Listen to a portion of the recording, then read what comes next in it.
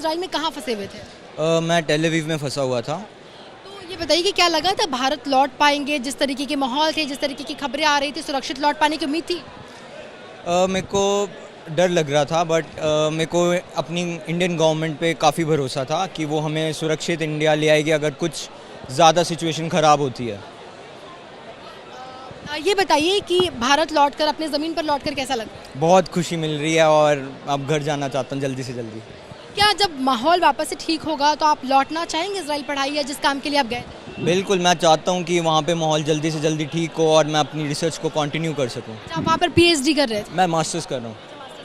अच्छा, ये बताइए क्या आपने वहाँ पर कुछ ऐसा देखा जो बहुत डराने वाला हो, जिसकी याद आपके जहन में ताउम्र रहे, ऐसा कुछ बुरा? देखो, मेरे को हमें सबको इंस्ट्रक्शन मिले थे कि जब भी सायरन बजे तो हमें अंदर शेल्टर में जाना है।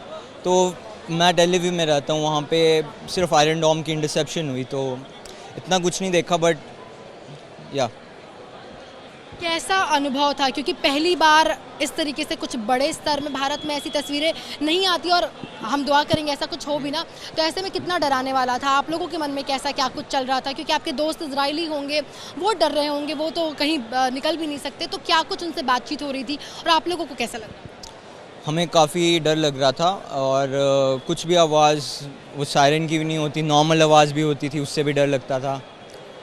और हम बाहर नहीं निकलते थे ज़्यादा, और इन जनरल डर लगता था हमें। क्या खाना पीना और बाकी ज़रूरत की चीज़ें क्या आप लोगों को मिल पा रही थी? हाँ, बिल्कुल सब दुकान वगैरह खुली थी, और कुछ दवाई चाहिए थी वो भी मिल रही थी, ट्रांसपोर्ट भी नॉर्मल था। सो या भारत सरकार का आखिरी सवाल है, भारत सरकार का कितना योगदान रहा? किस तरीके से आप लोगों को गवर्नमेंट ने कॉन्टैक्ट किया और कैसे आप लोग आए हो?